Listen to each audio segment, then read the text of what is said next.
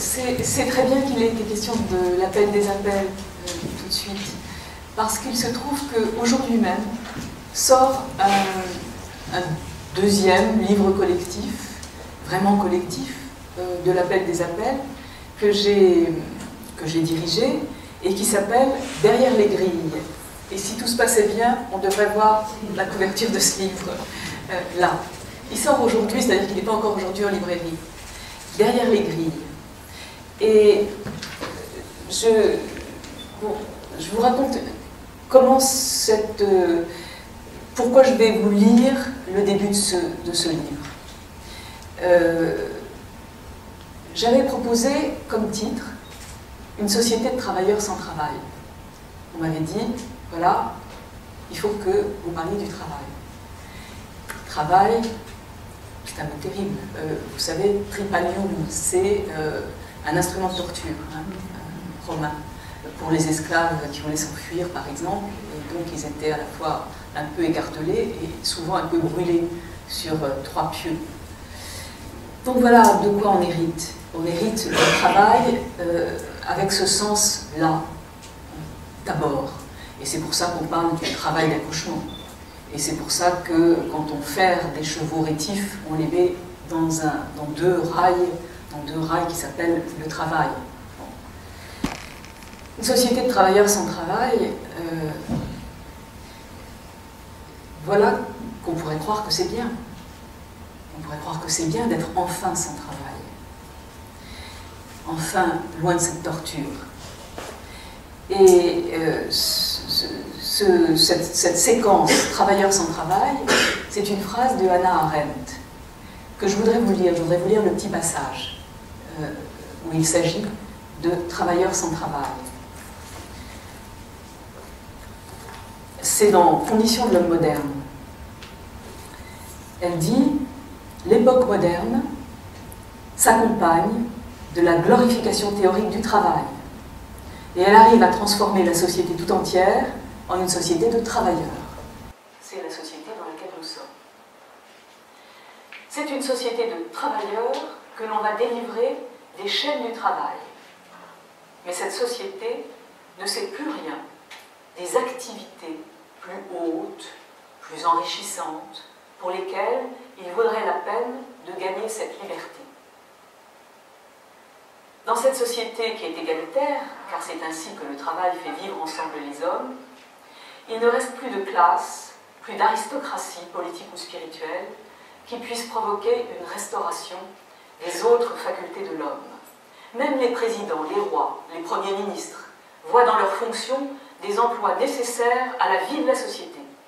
Et parmi les intellectuels, il ne reste que quelques solitaires pour considérer ce qu'ils font comme des œuvres et non comme des moyens de gagner leur vie. Ce que nous avons devant nous, c'est la perspective d'une société de travailleurs sans travail, c'est-à-dire privés de la seule activité qui leur reste. On ne peut rien imaginer de pire. C'est un diagnostic assez troublant. Il est à la fois progressiste et réactionnaire, si j'ose dire. Il est... bon, je ne développerai pas ça et on pourra en discuter. Mais ce que je veux dire, c'est que Hannah Arendt, là, ne parle pas du tout du chômage comme une catastrophe. Elle parle d'une société de travailleurs enfin sans travail. C'est-à-dire qu'on est dans la réalisation de l'utopie aristotélicienne et marxiste. Aristotélicienne, quand les navettes fileront toutes seules, on n'aura plus besoin d'esclaves. Et marxiste, bon, une société de travailleurs qui n'a plus besoin de travailler, avec le partage complet. Et voilà que cette utopie-là, si elle devient réelle, est une catastrophe encore. Parce que nous ne sommes plus rien d'autre maintenant que des travailleurs. Nous ne sommes plus capables d'être autre chose. Nous sommes des travailleurs, donc, sans travail, et c'est ce qu'on peut imaginer de pire. Au lieu d'être des hommes libres et capables, dirait Arendt, de faire des œuvres, capables de vivre librement. C'est un diagnostic extrêmement pessimiste. Et c'est sur fond de ce diagnostic, dont je ne suis pas sûre que je le partage, mais qui me paraît très lourd. C'est sur fond de ce diagnostic, au fond, que je vais vous lire disons l'ouverture, la lettre ouverte à ceux qui nous gouvernent, qui s'intitule « Tous grillés » et qui est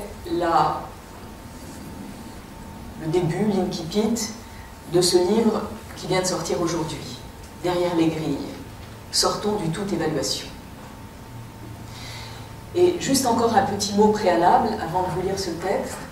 Eh bien, il se trouve que mon titre, Société de travailleurs sans travail, une société de travailleurs sans travail, qui m'aurait imposé de parler d'Arendt, et j'en avais envie de réfléchir sur justement ce mélange de réactionnaires et de progressistes, assez étrange, mais fréquent.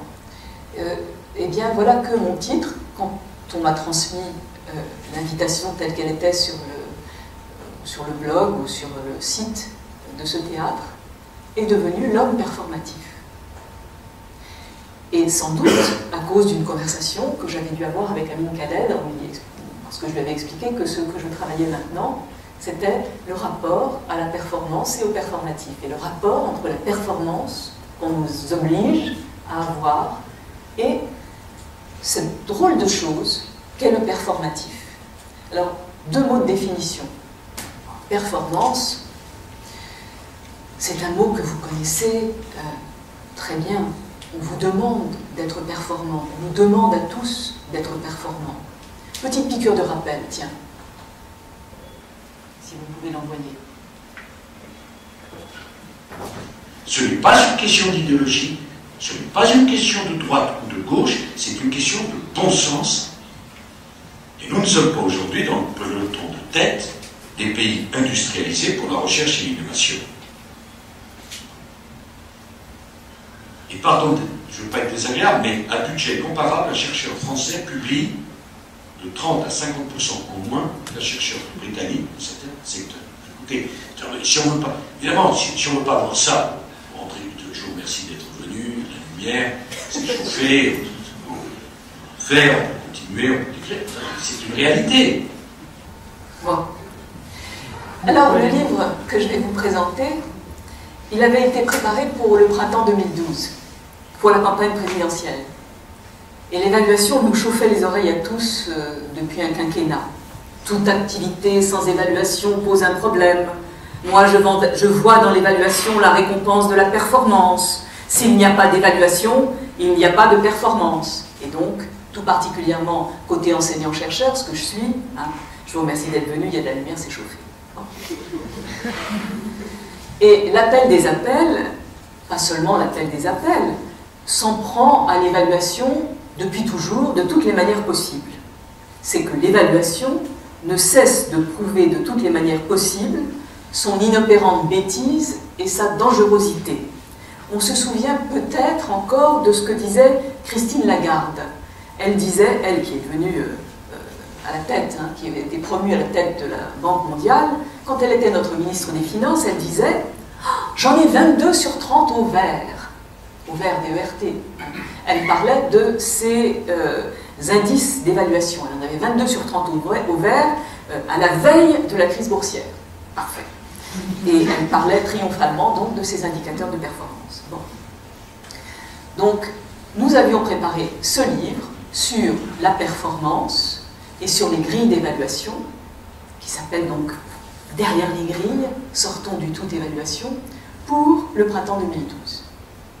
Et puis nous ne l'avons pas publié parce qu'il faisait 800 pages, il était immaîtrisable. Et le changement maintenant a été élu, et nous avons été tous très réjouis, et nous avons pensé que notre travail n'était plus d'actualité. Or, il l'est autant qu'avant, ça veut dire plus que jamais. Sans surprise, si vous pouvez l'envoyer. Ce n'est pas une question d'idéologie, ce n'est pas une question de droite ou de gauche, c'est une question de bon sens. Et nous ne sommes pas aujourd'hui dans le peloton de tête des pays industrialisés pour la recherche et l'innovation. Et pardon, je ne veux pas être désagréable, mais à budget comparable, un chercheur français publie de 30 à 50% en moins qu'un chercheur britannique dans certains secteurs. Écoutez, si on veut pas, évidemment, si on ne veut pas voir ça, André, je vous remercie d'être venu, la lumière, c'est chauffé, on peut faire, on peut continuer, on peut écrire, c'est une réalité. À y mieux penser, c'est-à-dire à comprendre la chose philosophiquement. Je mets tous les guillemets que vous voulez à philosophique. L'évaluation relève du même type de rationalité moderne, contemporaine, que la technique. Heidegger disait que la technique impliquait toujours plus de technique, que le biopouvoir, si je veux prendre le vocabulaire de Foucault, le biopouvoir, c'est toujours plus de biopouvoir. Et que, si vous voulez, la volonté de puissance, qui est volonté de plus de puissance, ça c'est le modèle matrice de Nietzsche. Quand vous voulez la puissance, vous voulez toujours plus de puissance. Mais le plus, le encore, font partie, de la même manière, de l'essence de l'évaluation. De même que c'est plus de technique, plus de biopouvoir, plus de crime écologique que contient l'idée même ou l'essence de la technique, du biopouvoir, du crime écologique, eh bien c'est toujours à plus d'évaluation que conduit l'évaluation. L'évaluation, elle a quand même été mise en place sous le gouvernement Jospin. Comment s'en défaire alors et comment s'en passer? Voilà ce qu'on nous serine. Pas facile, et il faut vraiment réfléchir. Il faut vraiment réfléchir à ce qu'elle nous impose de faire. L'évaluation s'étend à tout sans exception. Tous les domaines, tous les métiers, tous les instants. Tout, vraiment tout. Du risque assurantiel au risque atomique et du traitement de l'art au traitement fait au rhum. Pour tout cela, nous devons évaluer et remplir des grilles. Mais de quoi nous indignons-nous au juste? De ce qu'il faille chiffrer pour gouverner? Mais non, bien sûr que non. On ne peut pas ne pas compter pour faire des prévisions les moins délirantes possibles. Il faut des recensements, il faut des statistiques, des projections, des tableaux de bord. Il va de soi qu'en démocratie, il faut rendre des comptes. Et en Grèce, c'était même l'essence. C'était comme ça qu'on définissait le métier de magistrat. Il fallait logon didonai, rendre des comptes, donner le logos, la raison de ce qu'on faisait. C'était le devoir de tous les magistrats athéniens. Mais on s'indigne de ce qu'il faille chiffrer tout cela ainsi. Tout cela est ainsi. Ça, c'est inquiétant et c'est indignant, humainement et politiquement. D'où cette lettre ouverte que je suis en train de vous lire à ceux qui nous gouvernent. S'il vous plaît, prenez du recul, pensez, vous en avez le temps et c'est votre devoir. Pensez à ce qui ne va pas, ce qui ne va plus du tout dans l'évaluation.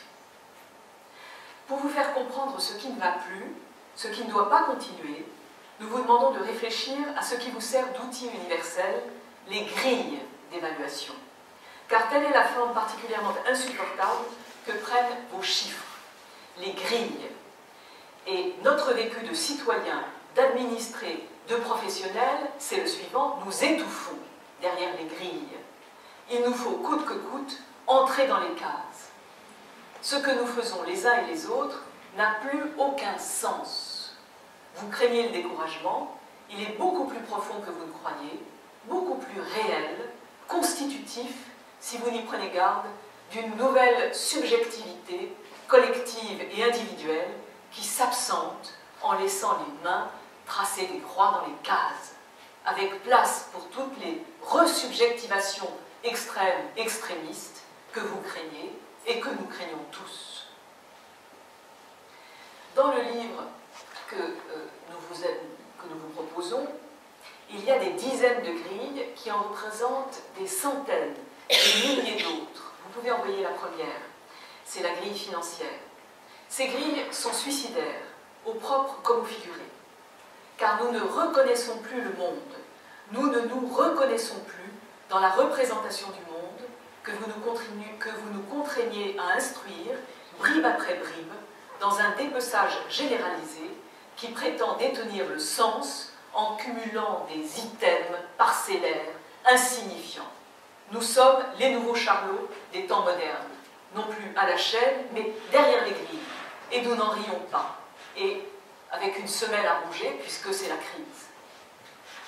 Il faut en passer par ce déni de sens pour accéder à une financiarisation, quelle qu'elle soit. Pas de meilleure manière de laisser l'argent aux mains de ceux que l'absence de sens ne gêne pas, pour qui l'argent suffit à faire sens, les financements aux professionnels de la finance. En voilà quelques-uns. Les professionnels de la finance qui établissent la grille des États, et, comme Moody's par exemple, et qui dévaluent la Tunisie au lendemain du premier jour de la révolution tunisienne. Bon. Les grilles s'auto-entretiennent. D'une part, nous décomposons nos actes, nos vies, pour qu'ils puissent rentrer en ligne de compte. Vous, gouvernants, êtes avides de ces réductions pour établir et ajuster vos politiques. Vous nous renvoyez alors ces nouvelles grilles, politiques faites, et nous devons nous y conformer, entrer dans le cadre pour être financés. Tel est le secret du bottom-up, top-down, et vous imaginez que c'est ça, la bonne gouvernance. Bottom-up, top-down, je peux vous dire qu'au CNRS, je l'ai entendu des centaines de fois. Enchaînons quelques évidences. Vous, gouvernement, qui déterminez la norme sociale et obéissez à la norme globale, ne cessez de nous évaluer pour que la France soit mieux gérée, plus économe et plus productive. Vous mesurez la performance. C'est une fiction protéiforme extrêmement retorse, la performance, parce qu'elle permet de mesurer le non mesurable. C'est-à-dire qu'elle permet de transformer la qualité en quantité. Et c'est ça qu'on voit derrière les grilles. La performance, c'est véritablement ce qui permet de mesurer tout le non mesurable. Le meilleur modèle pour comprendre comment ça fonctionne, c'est Google, justement. C'est une puissance rétive à l'impôt dont on ne sait s'il faut la boycotter ou la chouchouter. Bon. Pourquoi est-ce que c'est un très bon modèle? Eh bien parce que l'algorithme qui fait l'excellence et la fortune du moteur de recherche par excellence dépend en dernière analyse du nombre de clics, one click, one vote, sur un item qui est promu par cette supériorité numérique tout en haut de la page comme meilleur.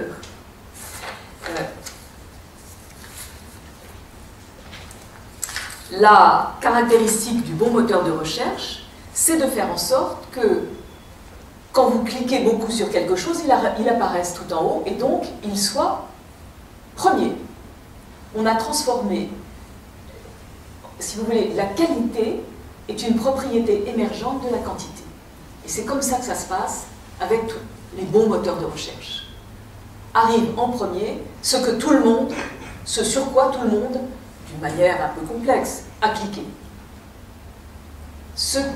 Au fond, le pur produit de l'opinion générale. C'est pour ça que c'est un peu compliqué. C'est le pur produit de l'opinion générale. C'est ainsi, et somme toute, démocratiquement, mais par le bas de l'opinion. Et là, on comprend un bout de Arendt. Par la loi du grand nombre, que vous-même, gouvernement, définissez l'excellence comme tête de liste de la norme. À partir de quoi on peut distribuer en toute équanimité les récompenses, les incitations, les punitions. Ce faisant, l'État se pense et fonctionne comme une entreprise, et même une entreprise d'entreprise. Dans la coopétition, c'est un mot de Google, mondial, les citoyens sont ses employés. Du coup, si leur employabilité se fait attendre ou laisse à désirer, cela équivaut pour eux à une négation absolue. Voilà la société de travailleurs sans travail, dit Arendt, dont on ne peut rien imaginer de pire. Société de travailleurs sans travail, c'est-à-dire ceux qui sont privés de la seule chose qu'on leur reconnaît, à savoir leur employabilité. Ceux qui n'ont plus de travail et qui pour autant ne sont plus rien. Elle se trompe, il y a pire qu'une société de travailleurs sans travail. Une société de travailleurs sous surveillance. C'est ce que nous sommes avec les grilles. C'est virtuellement, le mot est important car il renvoie à l'emprise des nouvelles technologies, chaque geste de chaque technicien de surface. Je ne sais pas si vous avez récemment pris les TGV, on coche. technicien de surface, infirmier, cadre hospitalier, médecin, maître, enseignant, chercheur, directeur d'établissement, magistrat, travailleur social, femme enceinte, nouveau-né, enfant, élève, malade, dépendant, mourant, SDF, acheteur, promeneur, amoureux, usager en général de la rue ou de la toile, tous, on est soumis à évaluation, tous nous fonctionnons en cochant des grilles. Quelle que soit l'action ou la passion, elle est évaluée. Et elle est évaluée via une grille. Voyons comment ça fonctionne, une grille. On nous dit qu'une grille, c'est très bien, parce que ça nous permet la transparence. Ça constitue une garantie d'objectivité, d'égalité démocratique. Ben, c'est une apparence de transparence, d'objectivité et de démocratie. Démêlons d'abord l'objectif et le subjectif, soi-disant jubilés. L'objectivation, ça passe par la commensurabilité. Il faut tout réduire à un même dénominateur. Et on le fait en coupant tout en items. Il faut décomposer les métiers, les savoirs, les processus, les relations, le sens en général, pour en faire des procédures sectionnées en tâches. On itémise pour mettre en case. Vous pouvez envoyer la 2. En dernière analyse, l'objectivité requiert des éléments de langage préformatés, keywords, issues, deliverables, track records, dissemination, work packages, qui constituent une langue de bois universelle, exprimée en globish, car c'est d'abord la langue qui fait grillage. C'est la langue des administratifs qui fabriquent les tuyaux, structurellement tributaires de l'opinion reçue et toujours en retard d'une évolution intellectuelle. C'est la langue des experts internationaux auxquels on a recours pour éviter tout conflit d'intérêts, autrement dit toujours hors contexte. Ils ont pour seul cadre l'abstraction redoutablement concrète de la mondialisation concurrentielle. C'est enfin, bon gré mal gré, la langue des évalués, notre novlangue à tous. Aucun contenu ne prend corps s'il n'est ainsi formaté par et pour les grilles. Là, vous avez des grilles d'évaluation de la recherche. Nous faisons des applications à longueur de temps. C'est plus facile quand on a de l'argent, parce qu'il suffit d'avoir recours à des firmes qui sont spécialisées dans le jargon successful. Le fond ne compte pas, parce qu'il n'est pas objectivement notable, au propre comme au figuré. Si bien qu'en toute logique, et je vous parle d'expérience, car j'ai fait des projets pour Bruxelles, en toute logique, un cœur de projet de 5 feuillets bien formatés suffit pour obtenir quelques millions d'euros, à condition que le dossier fasse une centaine de pages, en langue de bois copier-coller, avec prolifération des sigles, des trigrammes, des schémas camembert, des diagrammes de Gantt et de Pärt, je ne vous les ai pas montrés. Une langue frigorifiante, mais évolutive, avec en cerise sur le gâteau quelques éléments de langage tributaires de la mode qui transforment des réquisites qui pourraient être intéressants en stratifiés datables, par exemple genre, résilience, durabilité. Vous mettez ces 3 mots-là en globish, s'il vous plaît, dans un dossier bruxellois, c'est pas mal. Donc nous sommes évalués et nous évaluons sans cesse, si bien que nous nous accoutumons à parler par cliché. Et là, je suis très sérieuse. Ne parler que par cliché, c'est exactement ce que Arendt, et là, à mon avis, elle était complètement géniale. C'est ce que Arendt appelait la banalité du mal. Quand elle parle d'Eichmann, elle dit la langue allemande n'arrêtait pas de lui jouer des tours, il ne parlait que par cliché. Et ne parler que par cliché, c'est ce que nous sommes absolument sans cesse contraints à faire. C'est ce qui s'appelle en politique les éléments de langage. Je trouve ça terrifiant. Quand on parle seulement par cliché, eh bien, on parle également, d'ailleurs, dans ce faux anglais qu'est le globish, c'est-à-dire qui a comme œuvre les dossiers de demande de subvention, et on ne pense plus du tout. On ne pense plus du tout parce qu'on ne peut plus exprimer d'écart. En France, nous sommes en Europe. En Europe, nous sommes au Canada ou aux États-Unis. Les États-Unis et le Canada sont très en pointe sur l'évaluation. Enfin, à la fois ils sont très en pointe, c'est-à-dire qu'ils en fabriquent, et en même temps ils en reviennent. Et nous, on est toujours en retard d'une guerre. Les États-Unis ont inventé, et là ils s'y tiennent, une bonne partie des DSM-4. Vous pouvez envoyer la grille 3. Les DSM-4, c'est les manuels diagnostiques et statistiques des troubles mentaux. L'appel des appels, c'est constitué autour de psychanalystes comme Roland Gori, par exemple. C'est une véritable, autour de médecins, enfin, c'est véritablement une terreur hospitalière, les DSM-4. C'est des aides au diagnostic et aux prescriptions, évaluation en tous sens. Vous cochez, vous trouvez un diagnostic et vous avez une médication. On y reviendra. Le Canada, quant à lui, il est l'inventeur du facteur H. Je ne sais pas si vous savez ce que c'est que le facteur H.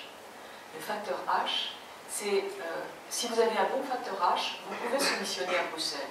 Si vous n'en avez pas un bon, c'est même pas la peine d'essayer. Vous n'allez pas être retenu.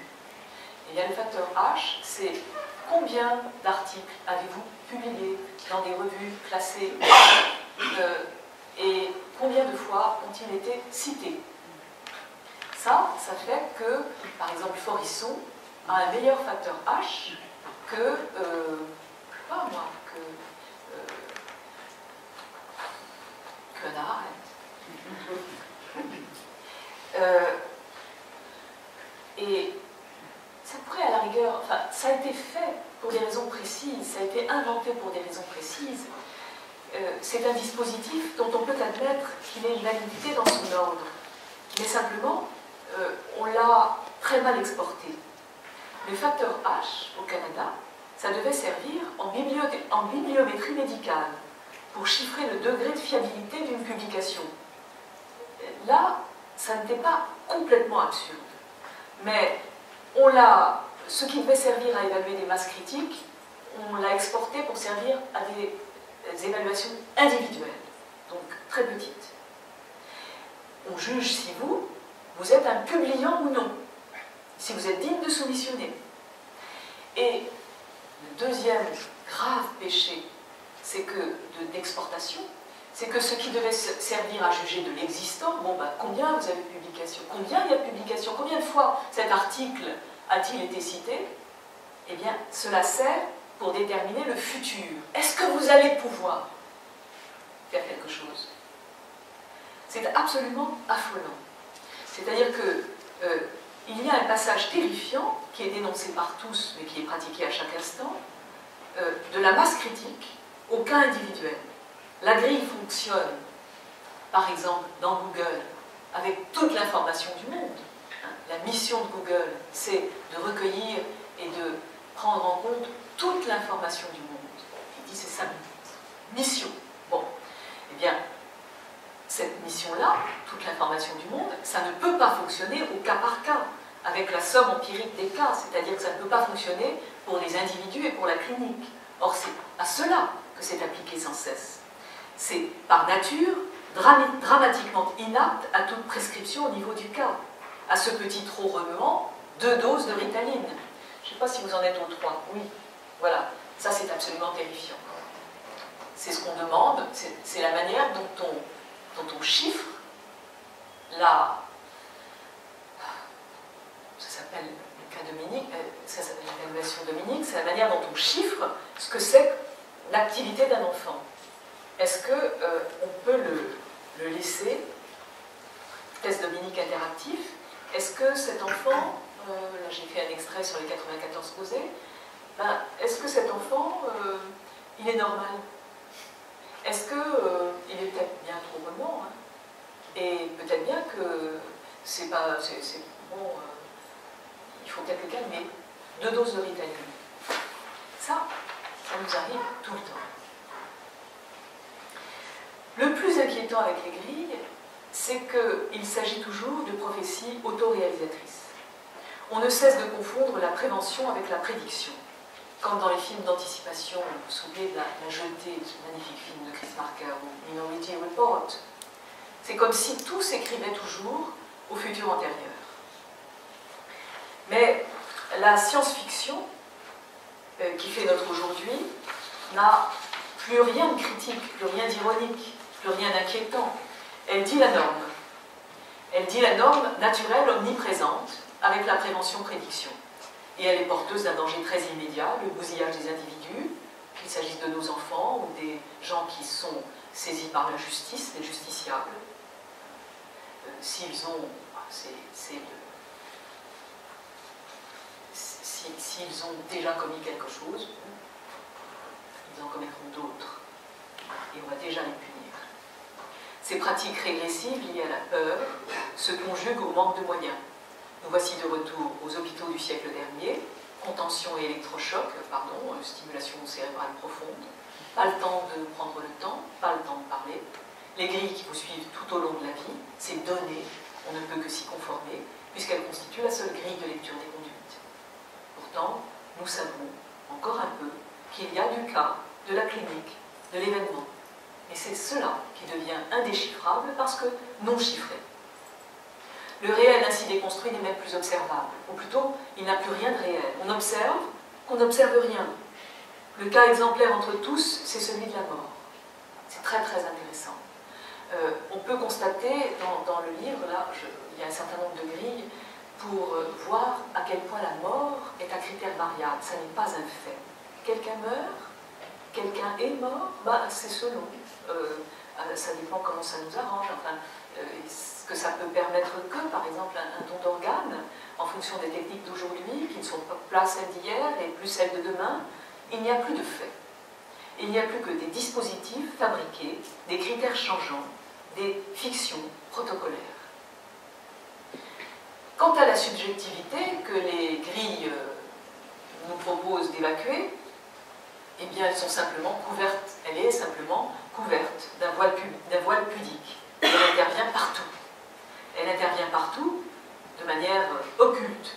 Par exemple, dans le choix des items, dans le formatage des grilles, dans la construction des indicateurs, dans le temps de l'évaluation, moment et durée, dans l'interprétation et la valorisation des résultats.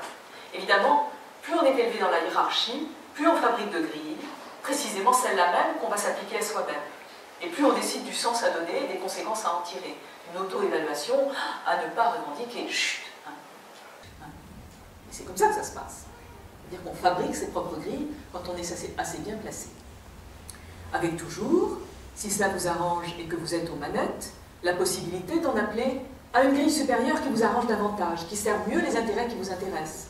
La grille 4. La grille 4, c'est la grille, par exemple, de l'université de Middlesex en Angleterre. Ça a été extraordinaire, ça a fait beaucoup d'histoires. Ils se sont même enchaînés devant les profs de philo de Middlesex se sont enchaînés devant le pape pour essayer de faire une supplique pour expliquer pourquoi c'était dégueulasse. L'université de Middlesex avait un département de philosophie extraordinaire qui, même dans les grilles normales d'évaluation, était l'un des mieux classés du Royaume-Uni. Et puis on l'a fermé. Pourquoi? Parce qu'il ne satisfaisait pas à d'autres grilles, c'est-à-dire qu'il rapportait moins à court terme. Parce que comment mesurer aujourd'hui le déficit d'image produit par la décision de fermeture? Mais en tout cas, il rapportait moins que le département de marketing. Purely financial, rien de personnel, on m'a dit. On leur a dit, à ceux du département de philosophie de Middlesex, non, mais c'est purely financial, on ferme juste comme ça. Ça, c'est sûr qu'il n'y avait rien d'intellectuel et que, purely financial, après la cure de télé, coca, barres chocolatées, manger, bouger, 5 fruits et légumes par jour, viennent les laboratoires pharmaceutiques prescripteurs de Ritaline pour nos petits, d'antidépresseurs et médicaments pour maigrir, à effet secondaire à soigner pour nous-mêmes. Ça, c'est du marketing. Le grand absent de tout ce dispositif, c'est l'invention. Voilà ce qu'on désire pourtant vraiment pour faire la différence, et c'est là pourtant que le bas blesse, et ça commence à se savoir. D'abord en ce qui concerne les politiques de recherche elles-mêmes. Évaluation. Le mal européen qui nous vient du Canada, avec sa temporalité contre-productive d'être hanté par la production, et sa dramatique inopérance en ce qui concerne la recherche pure. Avec le facteur H, il a été dénoncé partout, sauf chez nous. Enfin, chez nous, en Europe, pas du tout, et chez nous, en France, encore moins. Mais par exemple, les Australiens, qui sont un peu moins bêtes, ils ont commencé, et ils ont fait des articles incendiaires, publish or perish, publish short and dirty. C'est la seule manière, publier sale et court, c'est la seule manière pour grimper dans le facteur H. Et là, cette manière-là, elle produit zéro recherche et zéro innovation. Les directions recherche et développement, qui sont pourtant très chouchoutées, ne savent plus comment faire. Les évaluations et les grilles, qui conditionnent toute action et tout financement, c'est l'évidence même, ne peuvent saisir que du déjà connu, que du déjà découpé, du déjà répertorié. Par définition, la nouveauté et l'invention ne rentrent dans aucune case, tout comme échappe ce qui se situe au bas de la courbe de Gauss, qui chiffre le nombre d'items. Lindon avait une phrase magnifique à propos de Beckett, Jérôme Lindon, l'éditeur, il disait on ne remarque pas l'absence d'un inconnu. Il aurait pu ne jamais le publier. Bon, personne n'aurait su qu'il manquait. Eh bien, les inventions, ça échappe au chiffrage de grille. D'où le désarroi des départements R&D, qui s'aperçoivent qu'ils ne produisent rien, un cycle donné, processus, critères, en auto-engendrement vicieux. Ils sont vraiment bien dotés, les seuls, mais ils sont en panique intellectuelle, car la processualité, telle qu'ils la pratiquent, ne permet jamais de sortir de la processualité. Ils se mordent la queue et constatent qu'ils n'ont aucune prise sur le réel. Ils n'ont même plus les moyens de s'autoriser à avoir du bon sens. Ils n'arrivent plus à prendre les choses par un autre bout, le bon bout par exemple. Cherchent bon sens désespérément. C'est l'apport du quali comme dernier recours. Le quali face au quanti, qui devient la bouée que certains peuvent s'offrir, comme on va voir un psy, un coach. Donc on en est là, avec le département R&D, et c'est très intéressant de travailler avec le marketing qualitatif pour voir ce que ça veut dire. Derrière les grilles, nous ne voyons que ce que nous savons déjà. Ce qui nous pend au nez, auquel nous collaborons déjà, même si profondément nous le craignons si nous n'en voulons pas, car nous sommes tous au moins, plus ou moins, tous devenus des névrosés de la grille. On pourrait croire que les grilles, qui cadrent et encadrent, sont des contraintes qui favorisent l'invention, pardon. Comme la syntaxe et la grammaire nous aident à parler, ce sont les contraintes de la langue, ou comme la versification, les stipulations rythmiques pour la poésie peuvent favoriser l'invention. Et j'ai cru à un moment que les grilles pourraient agir comme ça, pourraient nous aider à... ça pourrait être de bonnes contraintes. Mais là, je voudrais vous proposer une pratique tout autre, celle de la rhétorique. Moi, je suis spécialiste de philosophie antique, ça m'a beaucoup intéressé la rhétorique. Dans rhétorique, on avait des topoi, des lieux. Et c'était un réservoir de données, un réservoir de possibles, comme que tout avocat, ou même tout citoyen digne de ce nom, devait connaître pour réussir. Les grilles, ce n'est pas du tout un réservoir de données. Les grilles ne tolèrent aucun écart. On est dedans, on coche ou on ne coche pas. Alors que, les grilles, quelque chose ou quelqu'un, un item, rentre ou non dans la case. La grille, ça n'est pas un découpage qui n'engage à rien, c'est un formatage qui exclut tout ce qui n'y rentre pas. Alors que les lieux dont je parle, les topoi de la rhétorique, les lieux, c'est un réservoir d'infantilité, une mise à disposition de ressources, c'est des propositions où puiser pour argumenter, qui non seulement tolèrent, mais suscitent des ajustements. Ce qui est important, c'est l'inventivité des écarts, des surprises par rapport à la norme, des attentes. Essayez donc de pratiquer l'inventivité des écarts dans les grilles. C'est juste impossible. Dans le cas des grilles, l'activité langagière est juculée. Avec les topoi, au contraire, les lieux, elle est stimulée dans sa force créative. Elle est appuyée sur le trésor des possibilités et des pouvoirs éprouvés. Et c'est de politique au sens strict qu'il s'agit, avec la rhétorique et les topoi, par différence avec les grilles. Les philosophes le répètent depuis Aristote et depuis jusqu'à Hannah Arendt, puisque j'en suis à Hannah Arendt. Je crois que c'est fermement que c'est vrai, que c'est meilleur d'y croire. Si l'homme est un animal plus politique que les autres, que les abeilles ou que les fourmis, ça c'est d'Aristote, c'est parce qu'il parle. Parce qu'il est doué de logos, langage et raison, faculté de mise en rapport en tout genre. C'est pourquoi la rhétorique des topoi, des lieux, des lieux communs, est si importante pour les juristes et pour les avocats. Parce qu'on se demande sous quel chef on va faire rentrer tel truc, tel item. Ça va rentrer comment? Ça peut rentrer là, ça peut rentrer là. C'est à inventer la manière dont ça va rentrer. Je vous prends un exemple très concret, vous allez comprendre. Il y a eu le cas d'une femme qui a volé dans un supermarché pour nourrir ses enfants. C'est un jugement rendu à Poitiers, 5 février 1997. Elle a volé dans un supermarché, elle aurait dû avoir X mois de prison. Elle a volé, beaucoup, hein. Et la juge n'a pas fait rentrer son action sous le vol. Elle l'a fait rentrer sous un autre chef d'imputation, un autre état de cause, qui est état de nécessité. Elle avait un devoir de subsistance à l'égard de ses enfants. Il existe un devoir de subsistance à l'égard des enfants. Donc, elle a opéré ce devoir de subsistance et elle a bénéficié d'un non-lieu. Ça, c'est le pouvoir des lieux, des topoi, des chefs d'accusation, des manières de prendre le réel. Et ça n'est absolument pas le pouvoir des grilles, où on coupe et on fait rentrer coûte que coûte.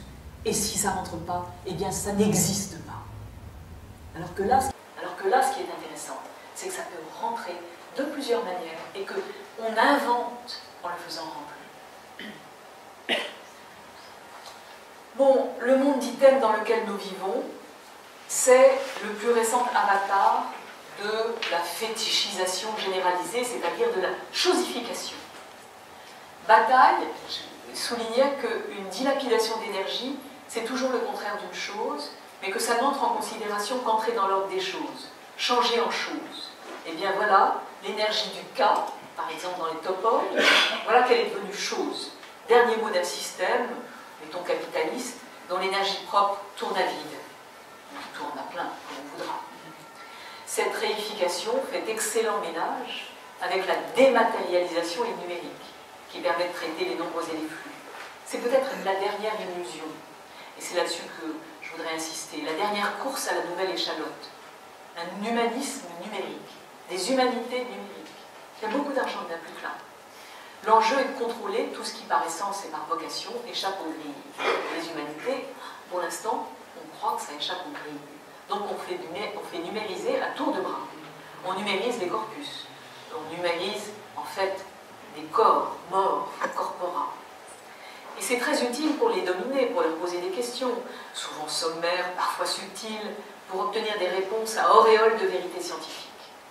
Il n'est pas faux que la masse critique produise des basculements. Je veux dire que les humanités numériques, c'est pas nul. Ça peut rendre visibles des faits cachés, ça peut faire surgir des nouvelles questions. Il faut reconnaître l'importance de la technique pour ne pas se laisser imposer, dévorer par elle et par ceux qui s'y connaissent. Mais il est atrocement clair que Big Data et Data Mining génèrent d'abord la clôture d'un monde surveillé, avant que ne se réinvente, si nous en sommes capables, un nouveau monde habitable, y compris intellectuellement. De même que la performance sert à évaluer l'inévaluable, on nous enjoint de griller l'ingrillable. Par exemple, alors, grille 5, griller l'ingrillable. La déclinaison la plus caricaturale, celle qui fait vraiment atroce, déjection, c'est humanisme, humanité, humanitude. Humanitude, allez voir sur le site la philosophie de soins de l'humanitude. L'humanitude, ça mérite le détour et ça coûte très cher. C'est la caricature d'une bonne pratique, mais peut-être que déjà l'idée de bonne pratique, c'est la caricature d'une pratique bonne. Alors, qu'est-ce qui se passe avec l'humanitude? On vous explique, et on l'explique à grands frais, hein, ça se fait payer très cher dans les hôpitaux, les fins de vie. À quel moment il faut serrer la main, à quel moment il faut caresser la main, parler à l'oreille du grand, et quel protocole il faut suivre pour que ce soit plus doux. Ça s'appelle humanitude. Humanisme, humanité, humanitude. L'humanisme, qui sonnait naguère à mes oreilles comme une vieille lutte idéologique d'héritiers philosophiquement et politiquement douteux, Il faut s'en servir comme un mot d'ordre de résistance maintenant.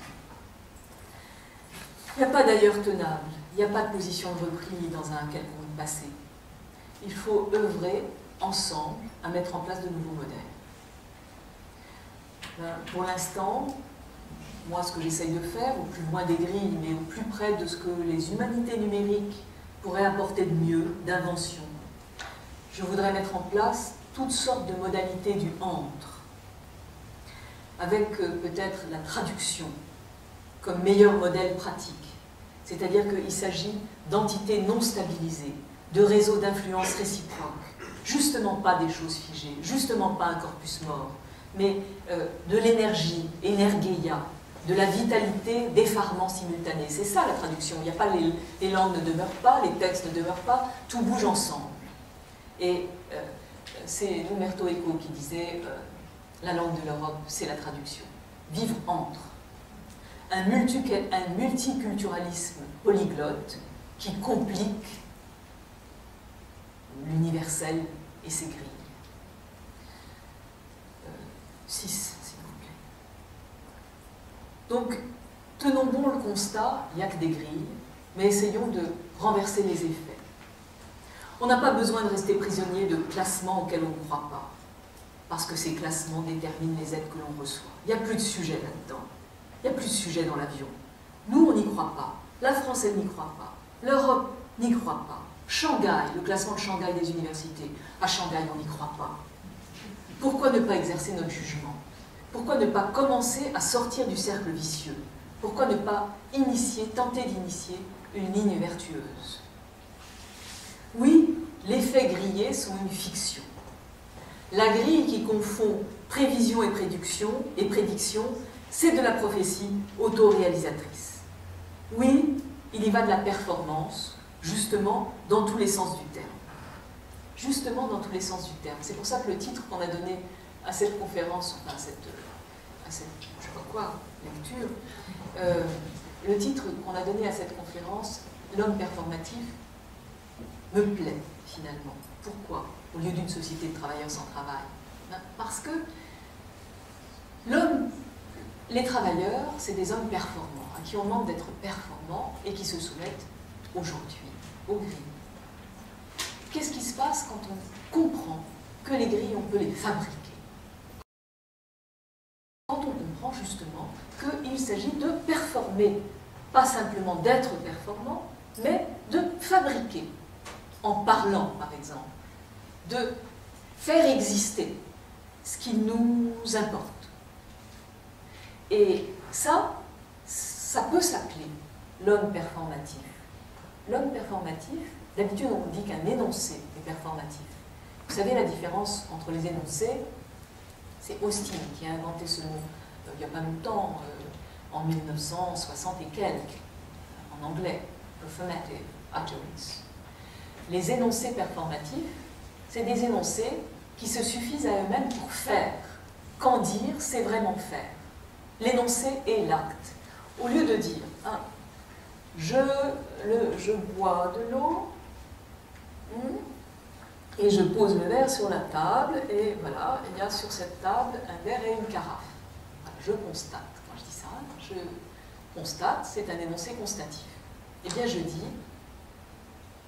la séance est ouverte, si je suis un juge. Ça fait ouvrir la séance. Ça performe.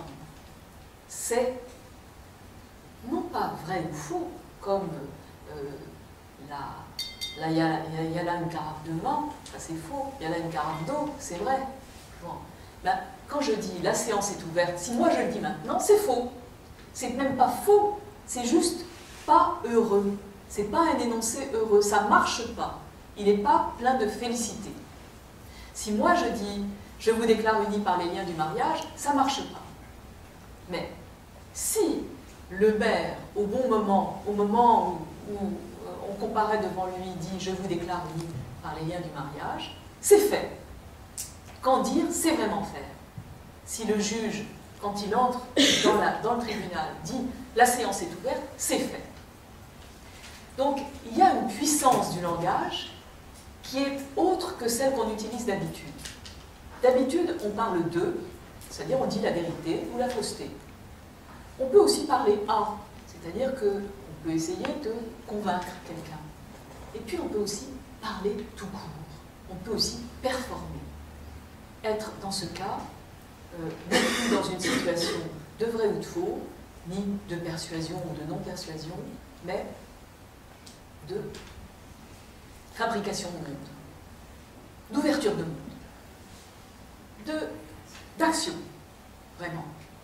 Eh bien, on pourrait tenter, avec les grilles, en les fabriquant, d'être dans cette posture performative. Il faut les fabriquer complètement autrement. Prenons les effets à rebours, à revers, en nous servant de leur force. Fabriquons les faits qui nous arrangent. Grillons-les.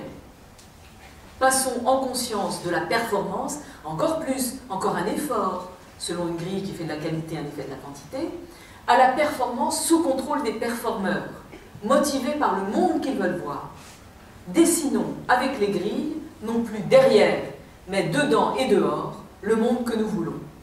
Disons, faisons connaître aux grilleurs, aux grillageurs, les grilles et les grillages, les critères, les catégories de jugement qui nous conviennent.